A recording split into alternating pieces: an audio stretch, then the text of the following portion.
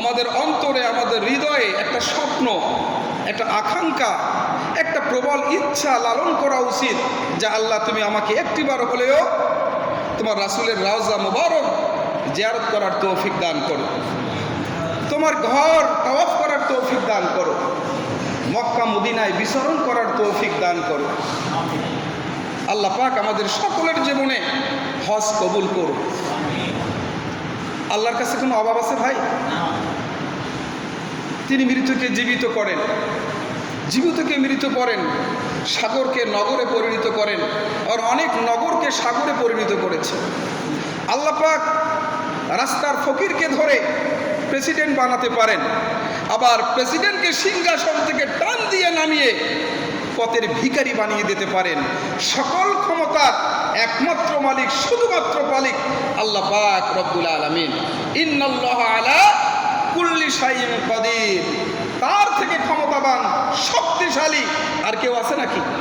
জোরে বলে না, কেউ নেই। আমাদের জীবন সুন্দর হতে পারে, আমাদের জীবন দুনিয়াতে আমরা শান্তি লাভ করতে পারি এবং পরকালীন জীবনে আল্লাহ পাকের সন্তুষ্টি নিয়ে জান্নাতবাসী হতে পারি যদি আমাদের মনে কি থাকে? পরকালীন ভয় থাকে, কবরের ভয় থাকে। কবরের ভয় ছাড়া, মৃত্যুর ভয় ছাড়া কোনো মানুষের জীবন পরিচ্ছন্ন হতে পারে না, অপরাধ মুক্ত হতে পারে না। কি বলেন আব্দুল কাদের ভাই? যারা পরকালের চিন্তা ভাবনা করে না, এরা হালাল হারাম, সুদ ঘুষ, জেনা ব্যভিচার, ন্যায় অন্যায় এগুলো পদদলিত করে তারা চলছে। এদের কাছে এগুলো ডাল ভাতের মতো। এরা বলে যে মরা তো লাগবেই, এত চিন্তা করে লাভ আছে? কি বলে? পরকালে কি পাবো না পাবো ওই চিন্তা করে এই যে টাটকা টাটকা দুনিয়ার সুখগুলি এগুলো কি নষ্ট করে দেবো নাকি? কি বলেন? এরা পরকালীন জীবনের কোনো চিন্তা করে না। আল্লাহ পাক কত নিয়ামত দিয়েছেন দেখেন তো, দেননি?